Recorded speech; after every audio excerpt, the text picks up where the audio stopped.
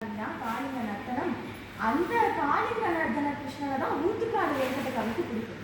காளிங்க நர்த்தனன் கண்ணனை ஊத்துக்காடு ஏற்பட்ட கவிக்கு பிடிக்கும்.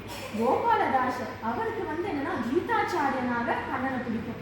பகவத்கீதை உபதேசம் பண்ணியேன்னு சாகும் பொழுது கூட என்னன்னா மணல்ல பார்த்தசாரதி பெருமான வரைஞ்சி வச்சிருந்தாராம் கோபாலதாசர். அதுக்கப்புறம் ஹிதகிரி என்னன்னா ராதையோட சேர்ந்து ரொம்ப பிடிக்கும். இப்படி வல்லவருக்கு என்னன்னா தொட்டில்ல நவநீத கிருஷ்ணன், நவநீத பிரியன் ஒரு கால கட்ட விரல வாயில வச்சு கடிச்சிட்டு இருப்பாரு இல்லையா, அந்த கண்ணனை வல்லவருக்கு பிடிக்கும். இப்படி ஒவ்வொரு மகான்களும் எடுத்துக்கிட்டா ஒவ்வொரு கிருஷ்ண லீலை அதுலயே மனசு லயிச்சிருப்பாங்க. அடுத்த லீலைய கூட தாண்டாத அளவுக்கு அப்படி அதே லீலையே நினைச்சிட்டு இருந்தா அதுதான் பியோர் பிளிஸ்ங்கிறது. அதான் அவங்களுக்கு அத்தனை எக்ஸ்பீரியன்ஸ். இப்போ பாகவதம், ஸ்ரீமத் பாகவதத்துல கிருஷ்ணலீலை விஸ்தாரமாக 90 அத்தியாயங்கள்ல சொல்லப்பட்டிருக்கு. அதுல கிருஷ்ணன் ஒவ்வொரு இடத்துலையும் என்னன்னா பாகவத கண்ணன் பக்தியை காண்பிக்கக்கூடியவர், அதே மகாபாரத கண்ணன் கர்மயோகம் அதை பண்ணி பலனை என்கிட்ட ஒப்படைச்சுன்னு சொல்லக்கூடியவர். அதே மாதிரி நாராயண பட்டத்திரிகள் ஸ்ரீமன் நாராயணத்துல சொல்றா இல்லையா, நேத்ரைகி ஸ்ரோத்ரைஷ்ட பீத்துவா, அப்படி கண்ணனை அத்தனை மகான்கள் அனுபவிச்சிருக்காங்களாம். இப்போ இந்த ஸ்ரீ அண்ணா அவர் சொல்லுவாங்கன்னா, கேச்சித் துகூலைஹி கேச்சித் அனுலேபனைஹி கேச்சித் புஷ்பைஹி கேச்சித் நவரத்னகாரைஹி கேச்சித் துகூலைஹி. சில பேர் கிருஷ்ண விக்கிரகம் வீட்டில் இருந்தா கண்ணனுக்கு நிறைய பட்டு வஸ்திரங்கள், பட்டு பீதாம்பரம் போட்டு அழகு பார்க்கணும்னு சில பேர் நினைப்பாங்க இல்லையா. சில பேர் அப்படியெல்லாம் உனக்கு அலங்காரம் பண்ணி பார்ப்பாங்க. சில பேர் உனக்கு புஷ்பங்களாலேயே அப்படி திருவடி முதல் திருமுடி வரை எப்படி திருவேங்கட முறையானுக்கு புஷ்பங்கி சேவை, பூலங்கி சேவை பண்றோமோ அதை போல உனக்கு புஷ்பங்களாலேயே அலங்காரம் பண்ணி பார்க்கணும்னு சில பேர் நினைப்பாங்க. சில பேர் நல்ல நவரத்னம், வைரம், வைடூரியம், இப்படி நல்ல ஹாரம், முத்து ஹாரம் அதெல்லாம் உனக்கு போட்டு அழகு பார்ப்பாங்க. சில பேர் உனக்கு பியோர் சென்ட் அப்படின்னு கவ்வாது அகது அதெல்லாம் உனக்கு சாட்டி அழகு பார்ப்பாங்க. ஆனால் நான் அத்தனை பணக்காரனா எனக்கு தெரியாது. நான் என்ன பண்ணுவேன் அப்படின்னா, கேச்சித் துகூலைஹி அனுலேபனைஷ்ச புஷ்பைஸ்ததான்யே நவரத்னகாரைஹி ராதாபதே த்வாம் பரிபூஷயந்தி ஸ்லோகைஹி அஹம் யக்தம் அலங்கரோமி. நான் அப்படி புஷ்பங்களாலேயோ பட்டு பீதாம்பரத்தினாலேயோ இல்லை சந்தனம் அந்த மாதிரி திரவியங்கள்னாலேயோ உனக்கு அலங்காரம் பண்ணி பார்க்க முடியுமா? அத்தனை வசதி எனக்கு இருக்கான்னு தெரியல. ஸ்லோகைஹம், நான் உனக்கு ஸ்லோகங்களாலேயே உனக்கு அலங்காரம் பண்ணி விடுறேன். அதவே நீ சந்தனமாக, அதுவே நீ பட்டு பீதாம்பரமாக, அதவே நீ நவரத்ன வைரகாரமாக நீ நினைச்சு அப்படி மரகதமணி மயச்சேலா கிருஷ்ணா மரகதமணி மயச்சேலா மன்வதன கோடி சௌந்தர்ய விஜித பரமானந்த கோவிந்த முகுந்த மரகதமணி மயச்சேலா கிருஷ்ணா மதன கோடி சௌந்தர்ய விஜித பரமானந்த கோவிந்த முகுந்த மரகதமணி மயச்சேலா தர தர தர முரளி தர தர தர முரளி நவநீத தர தர தர முரளி நவநீத வதன கமல ஆனந்த ஹசன தர தர தர முரளி நவ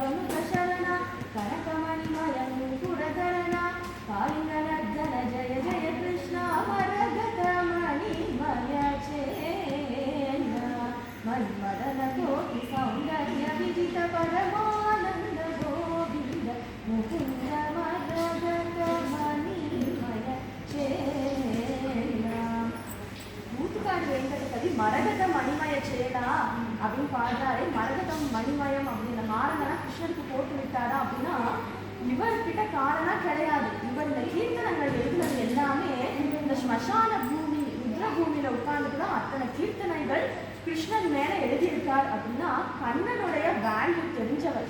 கண்ணன் ராசலீலை பண்றவன், கோபிகைகள் கூட கை போட்டுட்டு ஆடுறவன் கிடையாது, பரமாத்மா.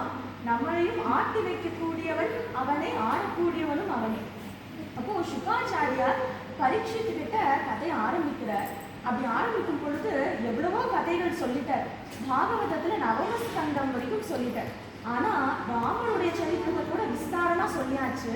கிருஷ்ணனுடைய கதையை 2 ஸ்லோகங்கள சுருக்கி சொல்லிட்டார். இப்படி ஸ்லோகத்தை சுருக்கி சொன்ன உடனே வெரி குட், டைம்க்கு கரெக்டா முடிச்சிட்டீங்களே அப்படின்னு பரீட்சித் சொல்றானா?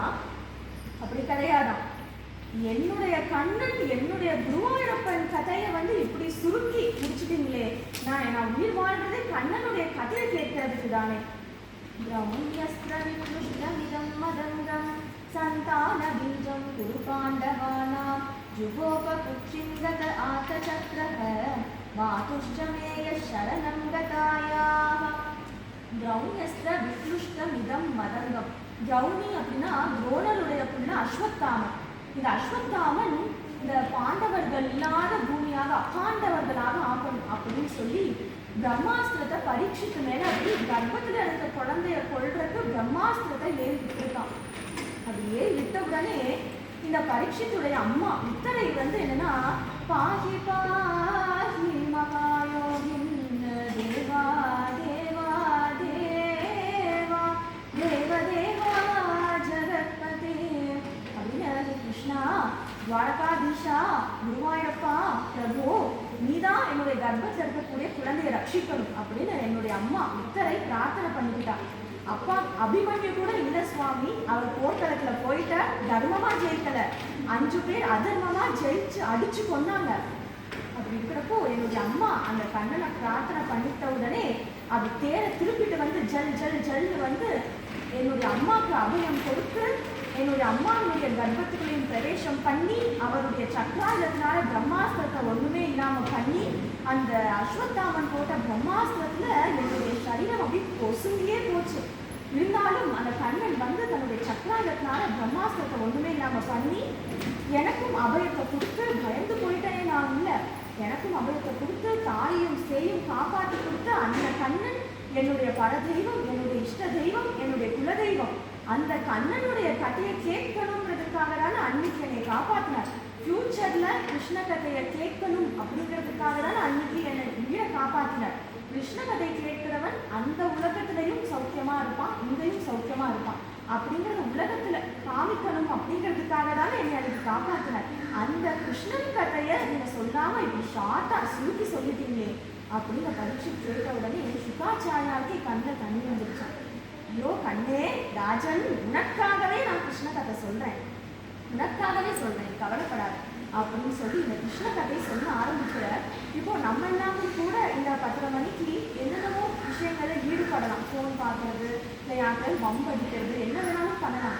ஆனா இது எல்லாத்தையும் கூட்டி வச்சு இன்னைக்கு அவருடைய அவதார தினத்தப்போ இந்த கிருஷ்ணலீலை கேட்க வைக்கிறது அவனுடைய சக்தியை தவிர நம்மளுடைய பக்தி கிடையாது. இந்த இடத்துல இப்போ நீங்க எல்லாரும் இன்னைக்கு ஏதோ பாக்கியம் பண்ணினால கண்ணன் இப்படி கதையை கேட்க வைக்கிறார். அந்த கிருஷ்ண கதைக்கு அத்தனை இம்பார்ட்டன்ட். இப்போ கதையை ஆரம்பிக்கிற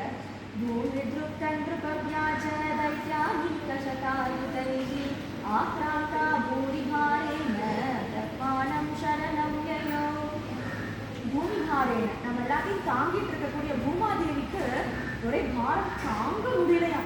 நம்மள மாதிரி நல்லவர்கள்னால பூமாதேவிக்கு பாரம் ஏற்படாது. ஆனா ஒரே ஒரு கெட்டவன், கம்சன் துரியோதனன் மாதிரி ஏதோ ஒரு கெட்டவனால பூமி பாரம் அப்படி தாங்கிக்க முடியாம வெயிட்டு தாங்க முடியாதான். இப்ப இருக்க மாதிரியே அந்த காலத்துலயும் வேணும் அத்தனை அதர்மம், குடிக்கிறது, குமாரம் போடுறது, பஞ்சமகா பாதகம், என்னென்ன நடந்துச்சோ நிருபவியாஜ டாப் அபிஷியல்ஸ், இந்த பவர் மார்க்கர்ஸ்னுடைய இதனால எங்க பார்த்தாலும் ஒரு அதர்மமா நடந்துட்டு இருக்கான். அந்த சமயம் பூமாதேவிக்கு பாரம் தாங்க முடியல. அப்படி பூமாதேவி பசு ரூபம் தரிச்சு கொண்டு பிரம்மதேவர்கிட்ட போய் சரணம் அடைகிறான். பிரம்மதேவரை முன்னிட்டு பகவான ஸ்ரீமன் நாராயணனை சரணம் அடைகிறான். க்ஷீர பயோநிதேகி. உடனே எல்லா தேவர்களுமா கூடி அந்த பாற்கடல்ல இருக்கக்கூடிய அந்த க்ஷீராப்திநாதன் அந்த நாராயணனை சரணம்னு அடைகிறாங்களாம். புருஷ சூக்கத்தினால நல்ல ஸ்திதி எல்லாம் பண்ண உடனே அப்போ அந்த இடத்துல பகவான் பேச ஆரம்பிக்கிறார். ஜானே தீனதசாமகம் திரிஷதாம் பூமேஷ்ட தீமைந்திரபைஹி ரக்ஷேபாய பவாமி யாதவ குலே சோகம் சமத்ரான்யனா தேவா விஷ்ணுகுலே பவந்து கலயா தேவாங்கனாஷ்டாவணம் மத்சேவார்த்தமிதி த்வதீயவச்சனம் பாதோ ஜபூஜிவான். ஜானே தீனதசாமகம், இப்படி நீங்கள் கவலைப்பட்டுட்டு இருக்கலாம் எனக்கு நல்லா தெரியும். நான் என்னன்னா யாதவ குலத்துல வசுதேவர் தேவகிக்கு நானே குழந்தையாக புத்திரனாக அவதாரம் பண்ணி இந்த பூமி பாரத்தை நீக்குவேன், நீங்க யாரும் கவலைப்பட வேண்டாம் அப்படின்னு கிருஷ்ணன் அந்த ஸ்ரீமன் நாராயணன் சொல்லிட்டார். உடனே தேவர்களும் என்னன்னா எப்படி ராமாவதாரத்துல ராமர் பிறக்கிறதுக்கு முன்னாடியே அத்தனை தேவர்களும் வானரங்களாக வந்து பிறந்தாங்க இல்லையா, அதே போல் இந்த கிருஷ்ணர் அவதாரம் பண்ண போறான்னு தெரிஞ்ச உடனே இங்க அத்தனை தேவர்களும் பசு பட்சிகளாக கோபர்களாக கோபஸ்திரீகளாக என்னவா பிறக்க முடியுமோ காக்கா பட்சியாக எல்லாம் அப்படி பிறந்துட்டாங்க. இப்போ யாதவர்களுடைய கேபிட்டல் வட்டமதுரை. இந்த வட்டமதுரைய சூரசேன மகாராஜா ஆட்சி பண்ணிட்டு வந்துட்டு இருக்க. அந்த சூரசேனருடைய புள்ளதான் வசுதேவர். இந்த வசுதேவருக்கும் தேவகிக்கும் திருமணம் ஆகுது. இப்போ ராஜதானி தத்சாபூத் சர்வ யாதவ பூஜா மதுரா பகவான் என்ற நித்தியம் சந்நிகிதோ ஹரிஹி. அந்த மதுரான்னு சொன்னாவே அத்தனை புண்ணியமா. ஏன்னா நித்தியம் சந்நிகிதோ ஹரிஹி, நித்தியம் ஹரி வாசம் பண்ணக்கூடிய இடம் எது அப்படின்னா அந்த வைகுண்டமா, அந்த பாற்கடலா, இல்ல கோவில்கள்ல அச்சாமூர்த்தியாக இருக்கக்கூடியவளா அப்படின்னா அந்த மதுரா இடத்துல நித்தியம் ஸ்ரீ ஹரி வாசம் பண்ணிட்டு இருக்காரா. அப்பேற்பட்ட அந்த வட்டமதுரையில இப்போ தேவகி வசுதேவருக்கு திருமணம் ஆகுது. இந்த உக்ரசேன மகாராஜாவுடைய உள்ளதான் கம்சன். பேர்ல தான் உக்ரசேன மகாராஜா அந்த உக்ரம் இருக்கே தவிர ரொம்ப சாது. அந்த உக்ரமெல்லாம் தன்னுடைய உள்ள கம்சனுக்கு கொடுத்துட்டாராம். அந்த கம்சன் உக்ரசேன ராஜாவை பேருக்கு மட்டும் தம்பி ராஜாவாக வச்சுட்டு இதை பண்ணு, இதை அங்க வை அப்படின்னு அதட்டிக்கிட்டே இருப்பான் அந்த கம்சன். இதை போடு அப்படின்னு சொல்லி. அப்போ இந்த கம்சன் என்ன பண்றான், தன்னுடைய தங்கை தான் இந்த தேவகி. இந்த கம்சனுடைய சித்தப்பா பொண்ணு தேவகன்கிற சித்தப்பா பொண்ணு தான் தேவகி. உடனே தேவகிக்கும் வசுதேவருக்கும் கல்யாணம் பண்ணி கொடுத்துட்டா வசுதேவனுடைய அந்த சூரசேன ராஜ்யமும் தனக்கு வந்துடும். அந்த பொலிட்டிக்கல் அலையன்ஸ்க்காக என்னன்னா அந்த கிண்டமும் தனக்கு வரப்போகுதுங்கிற குஷியில பொதுவாக குஷி வந்துருச்சு அப்படின்னா நம்ம ஏதோ ஒரு நல்லது பண்ணணும்னு நமக்கு தோணும் இல்லையா. அதனால இவன் என்ன பண்றான், தன்னுடைய தங்கைக்கு இப்போதான் கல்யாணம் ஆயிடுச்சு. உடனே தன்னுடைய தங்கையும் அதுக்கப்புறம் வசுதேவர் ரெண்டு பொண்ணு மாப்பிள்ள ரெண்டு பேரையும் தேர்ல ஏற்றி உட்காட்டி வச்சு இவனே தேரை செலுத்துறான். அந்த கம்சனே இந்த தேரை செலுத்துறான். அப்பதான் ஒரு அசரீரி வாக்கு கேட்கிறான். அஸ்யாஸ்வாமஷ்டமோ கர்ப்பக கந்தாயாம் பகசே புத கே அபுத கே முட்டாளே அப்படின்னு சொல்லி ஒரு அசரீரி வாக்கு கேட்டதான். இப்போ எல்லாரும் அவங்க வேலையை பார்த்துட்டு அந்த பொண்ணு மாப்பிள்ள அந்த திருமண ஊர்வலத்துல போயிட்டு இருக்காங்க இல்லையா. ஆனா கம்சன் மட்டும் என்னன்னா ஹே முட்டாளே அப்படின்னு அசரீரி வாக்கு சொன்ன உடனே யாரும் என்னை கூப்பிடுறாங்களே இதோ இருக்கேன் அப்படின்னு சொல்லி இவன் அந்த அசரீரி வாக்கை பார்க்குறாங்க. மற்றவங்க யாராவது அசரீரி வாக்கை கேட்டிருந்தா அவங்களுக்கு அந்த அசரீரி ப்ரெடிக்ட் பண்ணிருக்கும் இல்லையா, உங்க வாழ்க்கை இப்படி இருக்கும், உங்களுக்கு இவனால முக்கியம் அப்படின்னு. ஆனா ஹே முட்டாளே அப்படின்னு சொன்ன உடனே கம்சன் போயிருக்கேன் என்னை யாரும் கூப்பிடுறாங்க அப்படின்னு சொல்லி பார்த்தாங்க. அதனால ஹே முட்டாளே, நீ யாரை உன்னுடைய ரத்தத்துல ஏற்றி உட்காத்தி வச்சு இவ்வளோ அழகா சிரிச்சுக்கிட்டே ரத்தத்தை ஓட்டிட்டு இருக்க இல்லையா, அந்த தேவகியினுடைய 8வது கர்ப்பம் அஷ்டம கர்ப்பக ஹந்தாயாம் வகசே புத. அந்த தேவகியினுடைய அஷ்டம கர்ப்பம் 8வது கர்ப்பத்தில் இருக்கக்கூடிய குழந்தை உனக்கு மிருத்யு. ஆனா நீ அசால்ட்டா ஜாலியா தேட ஓட்டிட்டு இருக்கியா அப்படின்னு சொன்ன உடனே இப்பதான் கம்சனுக்கு ட்ரூ கலர்ஸ் வெளிப்படுதான். உடனே கையில கத்தி எடுத்தான். இவள் இருந்தாதானே இவனுடைய குழந்தை என்னை கொல்லுவோம், உன்னுடைய குழந்தை என்னை கொல்லுமா அப்படின்னு சொல்லி தேவகியை கொல்லுறதுன்னு கையில கத்தியில எடுக்கிறானா. அப்பதான் வசுதேவர் பார்க்கிறார். அப்பதான் புதுசா கல்யாணம் ஆகிட்டு வந்திருக்கா இல்லையா, உன்னுடைய தங்கை இப்படி உன்னுடைய தங்கை பொதுவாகவே பெண்ணை கொல்லக்கூடாது. அதுவும் உன்னுடைய தங்கை என்னன்னா இப்ப திருமண கோலத்துல இருக்கா, இவளை போய் கொல்லணும்னு நீ துணிஞ்சுட்டியே. அதனால என்னன்னா இவள்னால உனக்கு எந்த ஆபத்தும் இல்லை இல்லையா, இவளுடைய குழந்தைனால உனக்கு மிருத்யு அப்படின்னு சஷ்டி வாக்கு சொன்னது. அதனால இவனுக்கு கிடைக்கிற அத்தனை குழந்தையும் நான் உனக்கே கொடுத்துறேன்ப்பா. புத்திரான் சமர்ப்பயிஷ்யேஸ்வா. அத்தனை குழந்தை என்ன குழந்தை என்னெல்லாம் குழந்தை பிறக்குதோ, எத்தனை குழந்தை பிறகு எல்லாம் உனக்கே கொடுத்துறேன், நீ இவரை விட்டு இருப்போம் அப்படின்னு சொல்றாரு. இந்த இடத்துல தான் பாரதிய சம்ஸ்காரம், இதுதான் இந்தியன் கல்ச்சர். கைப்பிடிச்ச மனைவியை என்னன்னா என்ன நேர்ந்தாலும் கைவிட மாட்டேன். ஏன்னா ஏற்கனவே வசுதேவருக்கு கல்யாணம் ஆயிடுச்சு. ரோஹிணி மனைவி கோகுலத்துல இருந்துட்டு இருக்கா. இப்போ தேவகியை கல்யாணம் பண்ணியிருக்காரு. இந்த தேவகியை இப்படி கல்யாணம் பண்ணிட்டவங்க இப்படி எல்லாம் பிரச்சனை வருது, அப்படியே போயிடலாம் அப்படின்னு நினைச்சிருக்கலாம் இல்லையா?